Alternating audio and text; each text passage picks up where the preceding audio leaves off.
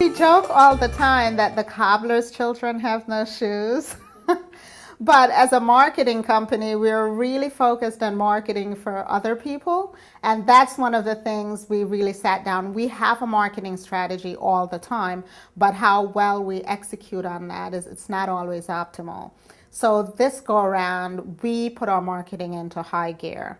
So we did direct mail campaigns. We send a postcard to our clients just to keep in front of them. I think we did a way more marketing than we normally would. Phone calls, just to say hi to people, just to check in. You know, a lot more customer service focused. Again, we didn't do the lunch kind of thing in terms of marketing, but we made sure we said thank you a lot. Just a thank you note when people did things for us is really helpful. And we did networking events. So we would do speaking engagements that were free. We did probably twice as much this year as we normally did for half or less the cost. It's much more personalized.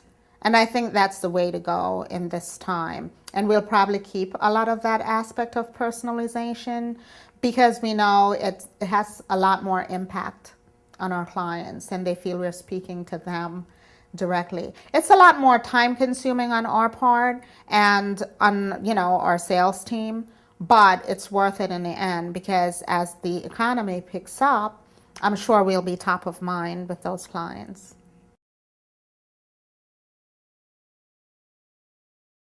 It's very different because we screen for different skill sets. I guess if you're going back to the core values, those are always going to be the same, right? You want to feel that the person that you're hiring to represent you is always going to have that honesty and integrity and is going to work hard and is going to have your business as their best interest when they're representing you. So those kind of things we look for. We're fortunate that we know a lot of the people who we hire or they come in as references, great references or referrals to us. And so we have someone that we can check, and we do check references all the time. We check with the people you've worked with previously.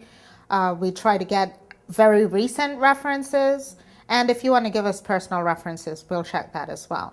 But I think that's key.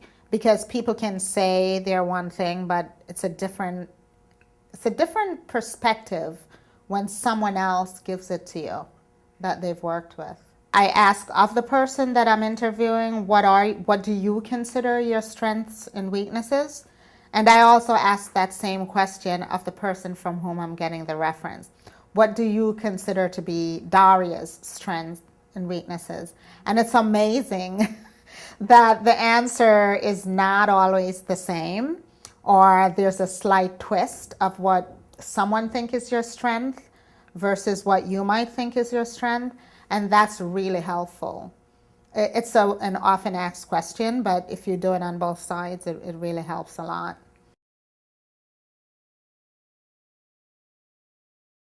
Our CFO has been with us probably almost 2 years, a year and a half. And we just decided to take that piece off our plates. And we needed the outside. I mean, Peggy's a finance major, and I look at numbers all the time. But we wanted someone to really guide us as to what are the right things you need to do to grow your business. He was totally responsible for cutting that expense. He's very surgical about things like that, and that's what we love. And we listened to him. Where if it was just the two of us, say, go to that trip, go take a trip. You really need to go to that conference, as opposed to, do you really need to go to that conference?